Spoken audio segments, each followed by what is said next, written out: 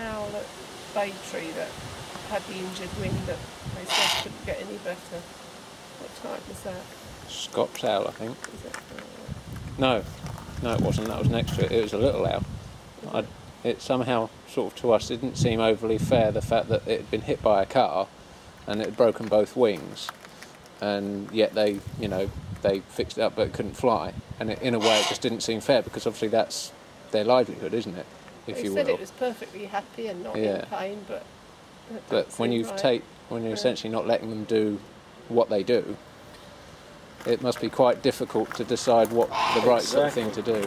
This is one of the areas we're always struggling, because as humans, we want to live as long as we can, and so therefore we think everything else does. As the owl, if it can't perform 100%, does it want to live? Do you know what I mean? Very difficult choice. We had a kestrel here that had broken his wing, and it was the same thing. It could never, although it could flap about and do the length of the garden, it could never revert back to how it was. So what do? Everything in me wanted to neck it, because that's what should have happened. Yeah.